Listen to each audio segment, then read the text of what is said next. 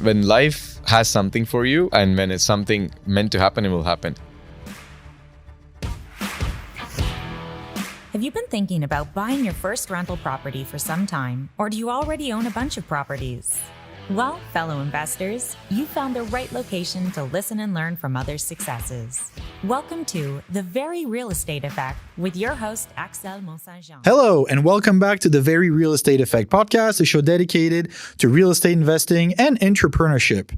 Just like last week, it's a pleasure to have my friend Bava Srinivasan back on the show. Hi, Bava. Welcome on. Hey, Axel. Thank you so much for having me again. It's a pleasure. Look, last week you shared your real estate journey and how you went from basically a duplex to buying 100 acres and developing that.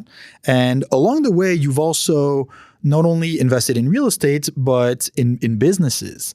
And in this week's episode, the idea is to share your journey throughout that cycle of the different businesses that you went through. And before we dive deeper into your story, I just want to remind everyone, I don't ask you for anything other than subscribe to the show. Help us reach out to more people. It is very important that your subscription helps us get better guests, improve the quality, and improve our reach. So that's the only thing I'm ever going to ask you, is to share it with a friend who can benefit from this conversation. And please click the like and follow button. I believe it's the top right-hand corner, depending on the platform you're listening to. It will make a huge difference for me. Thank you. Now, Bava, you started with real estate, but then in parallel to that, you went on into different sectors. Correct. And so what was the first business that you ended up buying, and how did that come about? Absolutely. So I think right during the real estate journey, I was always interested about other businesses, right? And the curiosity is always there. And I acted upon it. Because since I moved here as a student from India back in 2007, I worked a number of jobs, you name it, in a restaurant, a gas station, worked at the airport, duty free, started my own cleaning company when I was in school, a bunch of stuff, right? And I always had this stuff of serial entrepreneur, in me that I didn't even know, right? Because I always wanted to try different stuff, because I liked learning, because I get bored easily, right? Because that always tends to be I want to learn new things. Yeah. And I was looking at a coffee shop to buy. Me and my wife, we said, okay, let's try to buy a franchise, like a second cup, right? So we can go work from there, whatever. Just that's a minimal business that with less headache and whatnot, right? Because you just need to hire one people. It's not like 24/7 operations, just like a family-run business. So then I was looking at numbers. I was looking at other boring businesses like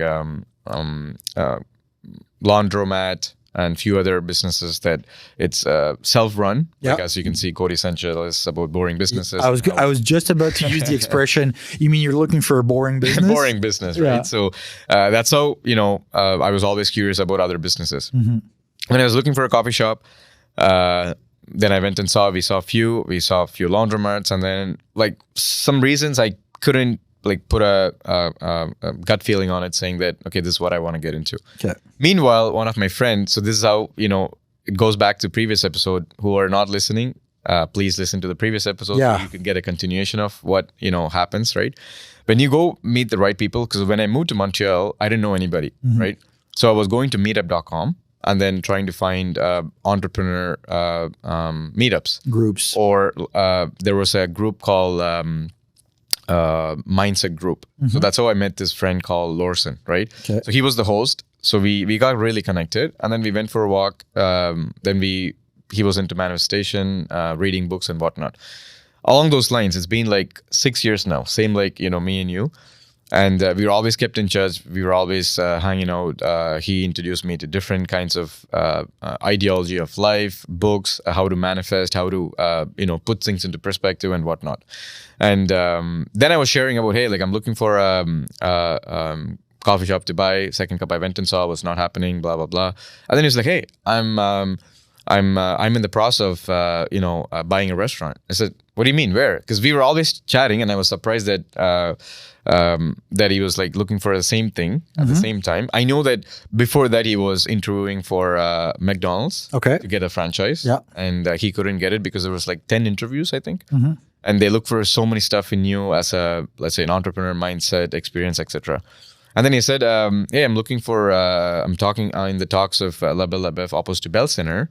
Oh, wow. And then I was like, wow. And then he was like, let's go see it. He was already seeing it. And then I was like, okay, I'll come, let's go look at it. And then but at that point for you, it was just like, oh, I'm just going to look at it. I'm just going to go and visit with you. That's La Belle et Le Boeuf, that's across the Bell Center. Correct. So it's a franchisee. They just opened it. It was run by the actual big franchise, the top franchisees. It's fantastic. And they were the one who did the renovation, built it. Usually how a franchisee works is they sell it to somebody, and then they would renovate it, and then they would buy it and then make it, right? But this one, since it's the main location, it's a flagship set location. Up. They wanted to make sure they run it, and they were waiting for the right people to sell it. Yeah. So they did the renovations. We went and saw it. Then I was like, I was just blown away by the location and the place. Yeah. And then I was just visualizing, like, imagine like if you could run this place, like how much difference you can make, in terms of bringing people in because of the location. There are foot traffic. So my idea was just blowing up. Yeah. And then he was like, I was like, are you looking for a partner? He's like, bro, no.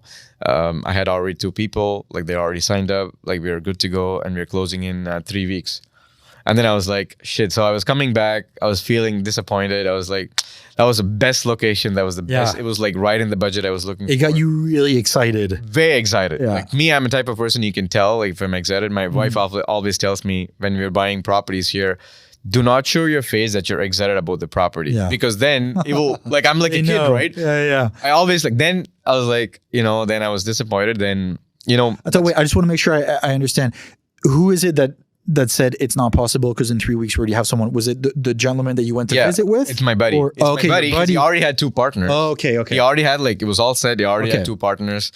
And then I was like, okay, then the same night I came, I was like, okay, maybe I should start looking at other stuff. And then, so that's it. Like when life has something for you, and when it's something meant to happen, it will happen. So 2 days later, he called me. He's like, Bava, one guy dropped. He's like, he couldn't make the investments. Would you be interested? I was just so happy. Yeah. And then I said, hell yeah. Yes. That's it. Yeah. And then we went on, we did the interviews. So, because there's a process before you get into a franchisee, you got to go to interviews with the franchisees. And then, because they look for experience. Because me, I worked in the restaurant industry when I moved as a student, right? Okay. And then that helped. And then leadership quality, managerial, etc. Because there are 65 employees, because it's a big operation. 65 employees? On and off. Yeah, of course, on different shifts. And stuff. Because it's like 180 people inside seating, and then 100 people outside, right, for the patio. Yeah. So it's a big operations. And then it happened, right? So we closed this last year, March 2024. So it's been a year and a half. Such an amazing experience. I'm more like a strategy / silent partner. Okay. My buddy Lawson, he's there full time. That's such an experience for him too. But as a whole, putting together a deal, running the business, working with these people, because we have like meetings every week about the sales and bringing new events. Yeah. So we conduct a lot of events. We work with event managers, even though our main revenue is based on the Bell Center. Yeah. Because anytime there's a game, people come for food and etc. So just to make it, so how do you deal with that cyclical effect? Because when there's a game, I bet you go from 0 to full capacity, right. And then on an average day, it's obviously not as busy. That's it. This is how your creativity comes in, right? So we reached out to all the condos. Yeah. We went to the condo securities. We asked them where we can put the pamphlets. And then when they come during this time, you get a discount. Okay. And then we reached out to all the businesses right above us and right across. So Deloitte, WSP, CSP, all the big guys. Yeah. We reached out to their, let's say, human resources, event planning, and people who does events. So we do a lot of sign cassettes for them. And then we started giving lunch discounts. Nice. So some investment banking there, they buy lunches every day, like 200 to 300 lunches. They buy it for the employees. Whoever comes to the office, they buy it, right? Yeah. So we reached out to them separately, and then that increased our sales. Huge. Right? That really, really increased our sales. And then the Sankaset, and try to plan, working with, instead of we being an event planner, so we outsource that to an event planner that they can bring in people like, different communities, Afro community, Hispanic community. So if there's any event like ladies night, so trying different strategy to make, to bring attention. Like our goal is to just know about the place. So then the people comes in. Yeah. Our place is not like a fine dining restaurant. It's a burger bar, right? So we want people to come in, have a drink, go out, and then come back and have a drink. And then meanwhile, if they're hungry, just have food. So that was the demographic we're looking at, and that's it. It's just such a learning curve because it's like you're there, and then you're in it, and then you try to make it happen. It's just not an idea anymore. No. It's a reality. It's a reality, and there's like bills coming in, you got to pay, you got to do all this. But it's just like the amount of people that you meet, that's what it opens up. It goes back to when you do real estate, you only think of one thing, but it's everything is transferable, right? If let's say you're working in a company, your leadership role, you're making decisions and you're getting paid for it. This one, you're doing the same thing in real estate. And in restaurant, it's the same thing. And what you're almost fast forwarding, because once we go through all this, I wanted to ask you how much from the real estate world did you feel is transferable to acquiring businesses? So let's hold off on that answer. Okay. Let's just keep going through the journey. So then you acquired you came into a partnership for the restaurants. Correct. Which is a very successful franchise downtown Montreal across the Bell Center. Correct. What happened next after?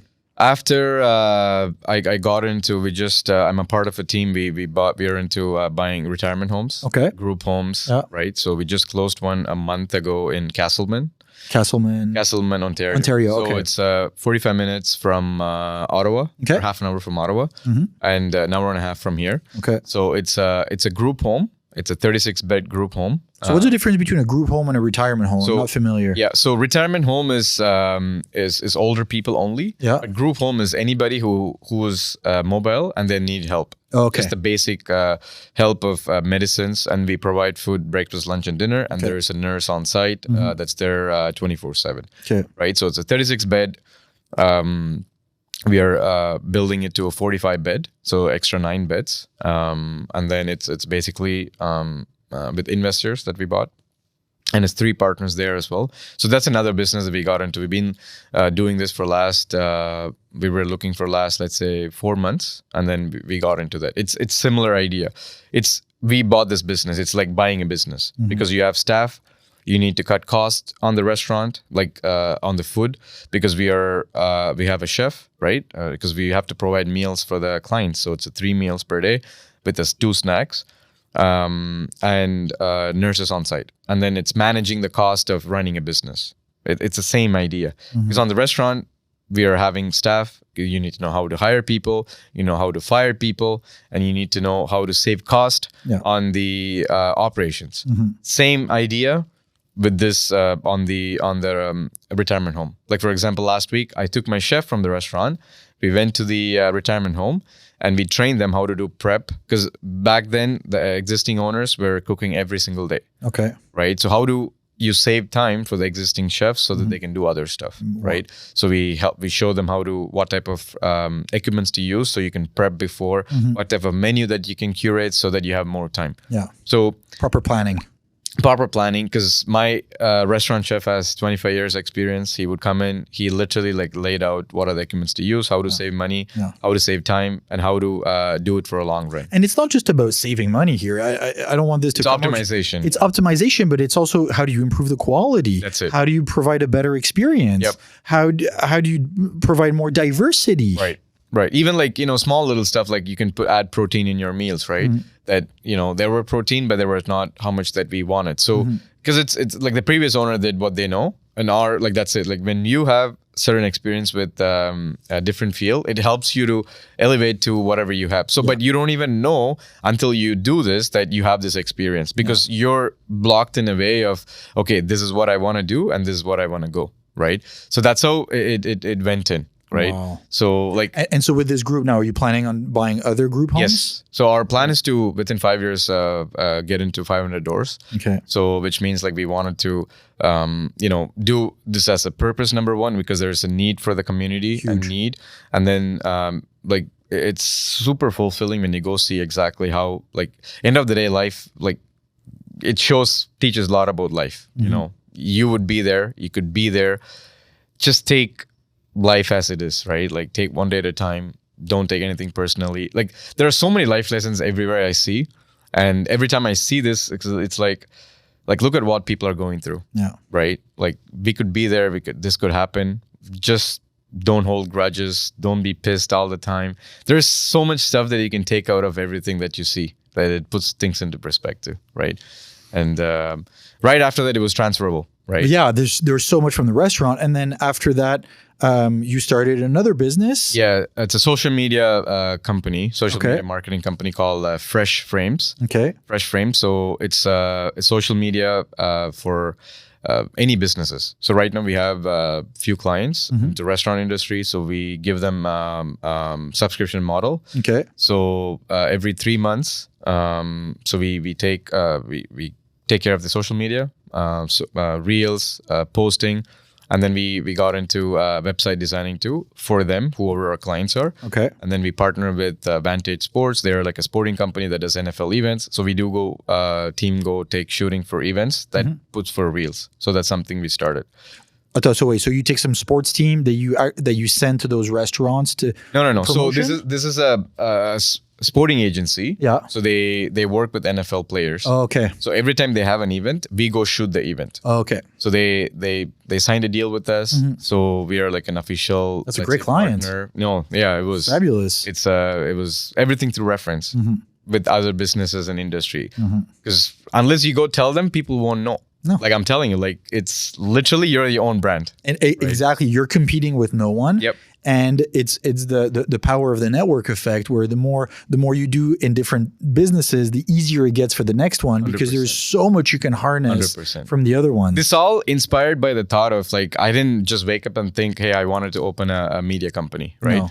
So we were looking for social media marketing agency for the restaurant, because as a franchise you would get it, but we wanted us to market on our own. Yeah. So when we're looking, and the people were coming in, the quality that they were putting in, and the money that they were charging, I was like, there is some disconnect, right? Yeah. And then there was a lot of disconnect. And then, one of my friends, he was coming and shooting for us, and we loved it, right? And then we referred him to a few clients. Right, that's how the Vantage Sports came in, because my buddy, he referred to him, and then I knew some restaurant owners, and I said like, you want some help with this? Yeah. Or no, they actually saw our video, okay, and then they asked me like, who's this? Who's the provider? Right. Boom. And then my buddy was like, hey, like, can you partner with me, because like we can do a lot of stuff. Then how can I get the same thing?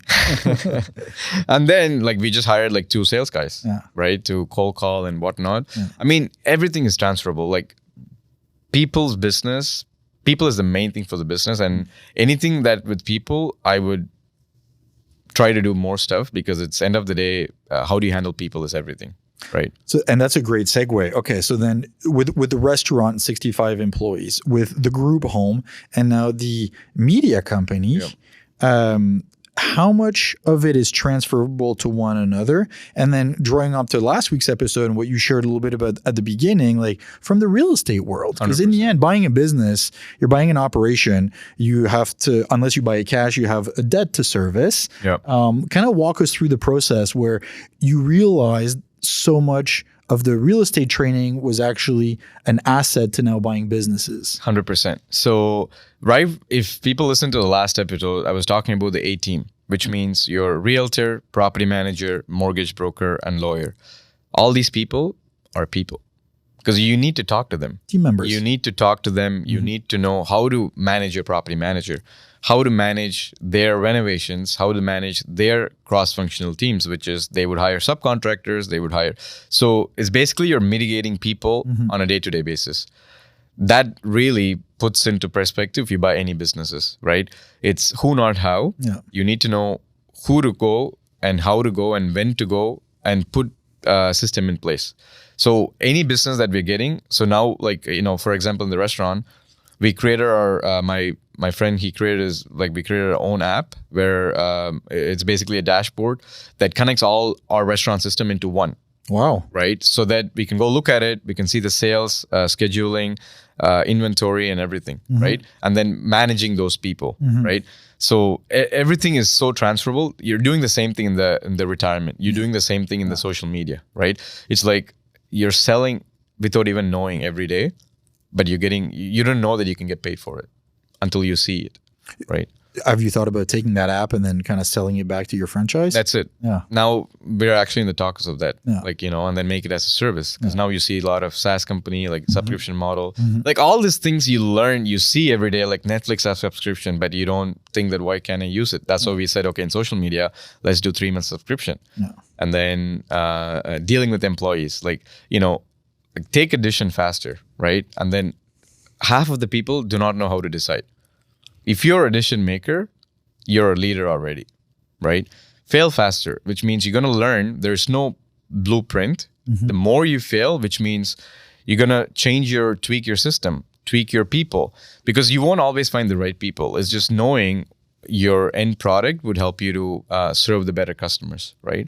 And you're going to make mistakes, and that's normal along the way. You just remember to learn from it. I like what you said about if you can make decisions, you're already a leader. Yeah. At what point did you realize that in your businesses? I think that goes with it goes to personal stuff too. Because how many times, whoever is listening, that you're sitting with your girlfriend, friend, or wife, that we cannot decide where to go for dinner. Because we always it's happened. It's always happening. Yeah. Right. Because especially when you're hungry, it's like, okay, let's go. That's the worst moment to decide. That's it. Yeah. And then you have the 2 kids behind, and you think of the time constraints. Because you're taking emotional stuff in it, and you're like, hey, okay, maybe she would like that, or I don't know whether but we're not deciding. Yeah. So I learned from that, and I'm like, let's decide. Even it's wrong, I'm going to decide something. So that really changed the perspective of everything. And if I make a mistake, that's okay. I own it, but I decided. Yeah.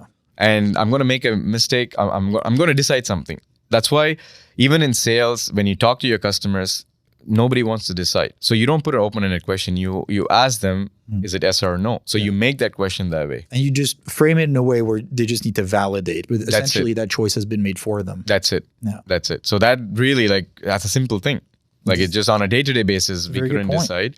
So now the more faster you make the decision, then you'll know, okay, next time I'm going to think this and then tell an answer, right? And then, but we'll stick with it. It sometimes work, it doesn't work. For example, I'm part of a Tamil community. So we started a community called Montreal Tamil Hub. A week and a half ago, we said, okay, we'll throw an event at the restaurant. We say 50 tickets, right? Me and my friend, we said, okay, we're going to do it. He's a part of that group too. And he was like, oh, I don't know. And everybody was like, in a week and a half, how are we going to pull this off? I said, we're just going to do it. If not, nobody's going to show up. If it's 40, it's 40, whatever. But we ended up selling 100 tickets, and we stopped it. And then the event was such a massive success. Nice. And we opened did a app too for that. We launched an app, and then one of the video got viral. I just saw it right now. It's 250K views in that event. So it's like we didn't plan this. Yeah. We just decided and then acted on it. I think that's how life is too. You just have to decide and then act on it. So I like that. What you mentioned a very important thing there in terms of the decision making and falling forward. Yeah. Failing fast. It's okay. We learn. It's going to happen. Just get comfortable with it. And it's good because at least every time you fail, you're a little bit more outside your comfort zone. You're learning. And that pushes you to learn and to keep growing and go. So if you had a piece of advice for people who are currently investing in real estate and would like to start acquiring small businesses, how should they start? I think start looking at what you're good at, first of all, right? Yeah. Because sometimes you might be like a team manager, or you could be working in a place or any place that you're managing people, but you're not telling yourself you're an owner, right? Because it's just the hat that we don't see ourselves. But deciding what you're good at will help you to go take your positive things and then put into perspective, right? And then start with small, right? Because when you combine real estate and business, you can go creative financing. Yeah. A lot of people doesn't know, right? Look into that. Yeah. You could buy with less money down, meaning, there could be a triplex at the top and then there could be a business at the bottom and or something like that, right? Or there might be have like a depanneur, there could be a laundromat and whatnot. Start with that. Like unless you work on it, if you really feel that you don't know, you're not a business owner, just go, let's say you want to buy a restaurant, go work in a restaurant for like a month. Yeah. And see if you can handle Go learn. So you can handle this. Yeah. Half of That's the what time, you want to do. You just need to confirm. half of the time, go to a restaurant owner and say, I want to work for weekends for free. Or take any business. Yeah. Like provide value first before asking for help. Yeah. That's the best way to learn. If I want to do that, I would do that. And then go with the next step. That's going to be the takeaway. Provide value first, and then you can ask. And then be patient, right? Everything takes time. Just be patient. When, as I said previously, when things don't happen around you, things should change in you for the change to happen around. And decide faster, fail faster, one day at a time. So, well, thank you for sharing your wisdom on this. Thank you. It takes a lot of courage to share some of the failures. So thank you for that and everything that you've learned. If anyone would like to find out more about you and follow you, what's the best way to do that? Absolutely. I'm very big on social media. Instagram, Facebook. Instagram name is The Bava Man, BAVAMAN. And my business name is at Rice Investments. So, and once you follow my name, you would, my profile, all the other businesses are tagged there. And just be happy all along. Don't forget that, right? I mean, we try to forget by catching certain things. When I mean happy, every day being peaceful. Yeah. Like that's what it goes to. Because I think me and Axel has talked about more on that, where we do a lot of big things, but on a day-to-day basis, if you're failing mentally, you can't succeed. No, you have to be happy inside first. 100%. Thank you very much, Bava. It's been a pleasure Axel. having you on today. Likewise. For everybody who's listening, again, share these golden nuggets with at least a friend or two. You can do it too. There's nothing special about Bava and I. We just put in the work. 100%. We believe, we keep working on ourselves, and eventually we get there. On this wonderful note, as usual, keep researching your market, take action. That's what I mean by make some offers. And I'll talk to you next week. Thank you.